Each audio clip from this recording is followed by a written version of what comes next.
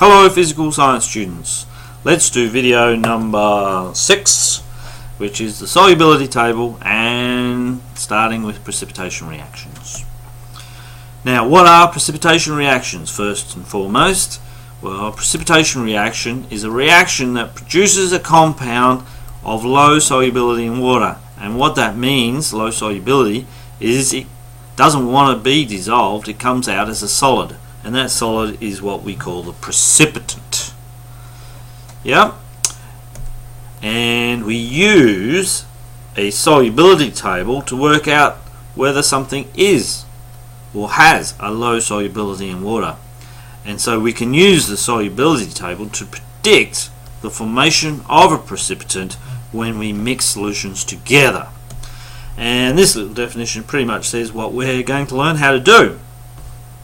In a precipitation reaction, ions from the first reactant swap with ions from the second reactant to form new combinations, one of which is insoluble.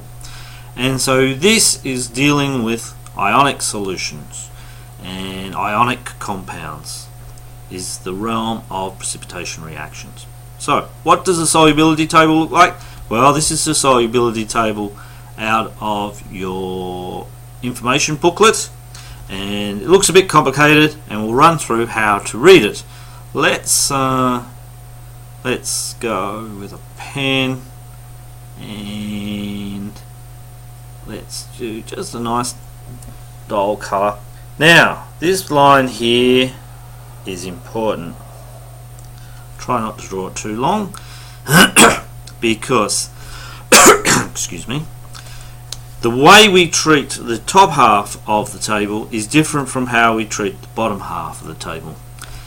They've made it a little bit more complicated than it needs to be, but that's just the reality of it. So in this top half of the equation we have our negative ions. So we're not worried about what our positive ions are, we worry about them shortly, but we have our negative ions. So we have the acetates, the nitrates, the chlorides, the bromides, the iodines and the sulfates. So if the compound that we're looking at is any of those, we then go across to here, and you can see that all acetates are soluble, all nitrates are soluble. And so the default option, that's a good way of saying it, is that they're soluble. But there's exceptions, and so let's change the colour. Anything in this box here is an exception. Alright, and that means it will form a precipitant, and the shorthand way of writing precipitant is just PPT. And whilst we're at it, these guys, if what you're looking at is in this section here, it means there's no precipitant.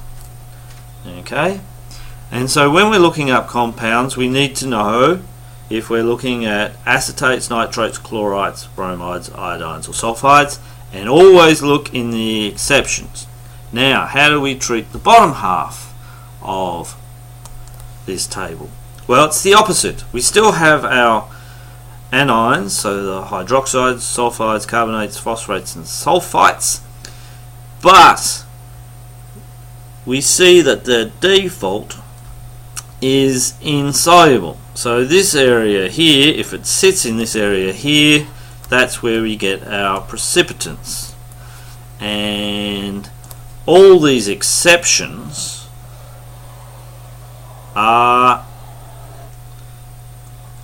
means that there's no precipitant. All these guys are soluble.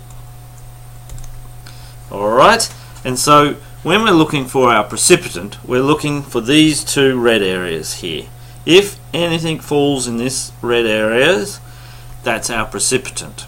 So when we mix things together, if our combinations, and we'll learn how to combine them, fall in here, we write an equation. If they fall in the red zone, we have a precipitant. But sometimes both of what we're looking at will fall in the blue zone, in which case there's no precipitant and we get what's called no reaction, and we'll look at that shortly. So how do we let's have a little bit of practice at using this table. And so let's get rid of the writing. And so what you will need to do in class is work out whether or not these are soluble or not. Here's barium sulfate. Let's look at barium. Let's just do the example, barium sulfate. So let's go back. Alright, where are we? First of all, we're in the sulfates. Here we are, so we're in this area here. So they're all soluble. Okay, that means it should be soluble. Except, and there's our compound there, and that means all of them are soluble except for barium sulfate and these guys. And so that means we're going to get a PPT, or in the case of this question, we're asked, is it soluble or insoluble, or low solubility? So this has low solubility. Another way of saying low solubility is that it's insoluble.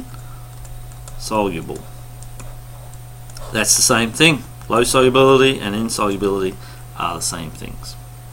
Right, let's get rid of that and let's see if we got it right. So barium sulfate, insoluble. Okay, and in class you're going to do this question, and I'll probably give you some more as well, just to get practice about using that table.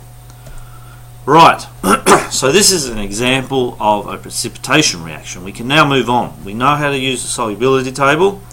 Here we have, we're mixing two solutions, sodium chloride and Ag, that's silver nitrate, and we're told that we get sodium nitrate stays in solution, that's what the AQ means, but this solid is our precipitant, so we always identify the solid with an S. And we can see that if we went to our solubility table, a silver chloride is in the insoluble section. And that's what it looks like when we do this reaction. These two liquids are colourless, and the silver chloride is a white solid that comes out in solution. That's what happens. So how did they work that out? Well, what does it all mean? Well, if we look at this, when we have a sodium chloride solution, what we really have, and when we do ionics we'll get into this in more detail, what we really have are sodium ions and chloride ions floating around separate from each other. And when we have a silver nitrate solution, so whenever we have AQ, the positive ion, in this case silver, and the negative ion are separate from each other in solution.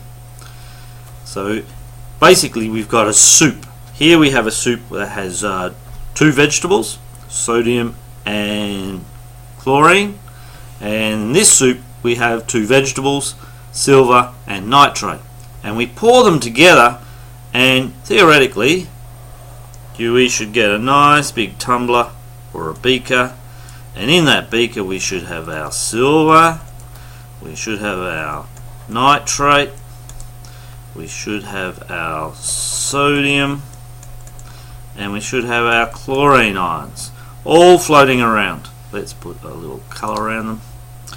Okay, now what happens though is, in this case, the silver and the chloride are attracted to each other, and they prefer to bond together than to float around in solution, and we get a precipitant. And so instead of having a soup with 4 vegetables, when we mixed soups with 2 vegetables, we end up with a soup that's got chunky bits, and the chunky bits are the silver chloride. Now what happens to the remaining, the sodium ions and the nitrate ions? Well, they just keep floating around. They're like the carrots and the peas that no one wants to eat, basically, in a soup. Maybe I'm going a bit far with the soup analogy. Alright, and that's what we have. And so when we draw this and this guy is your solid, and this guy represents the ions that are floating around, still in solution. Right.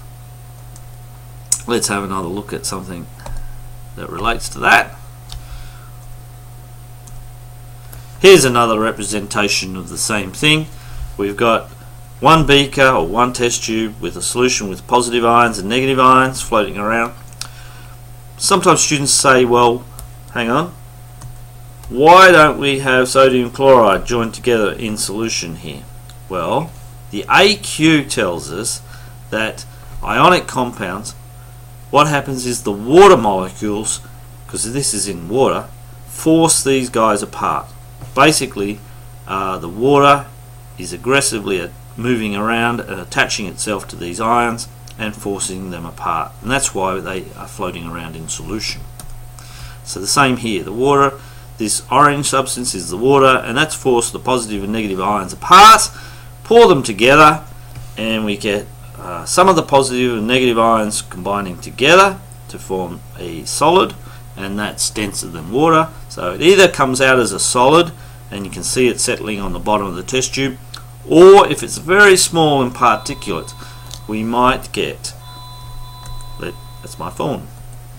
Right, before my phone rang and interrupted me, we were talking about why sometimes the solid will settle and it's quite clear that there's a precipitant, and sometimes when we do the precipitation experiment, you'll see that sometimes you have two clear liquids, so they're colourless and they're clear, and you pour them together and you don't necessarily get a precipitant just dumping out and settling to the bottom of the test tube.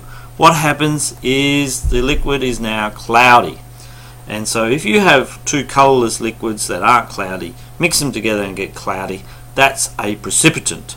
It just means the chunks of the solid are so small that they're still being kept up and not allowed to settle by the water. That makes sense. Now in the next video we're actually going to learn how to do the predicting of what the precipitant will be, and that's gets a little bit trickier, but we should be able to handle it. See you next video.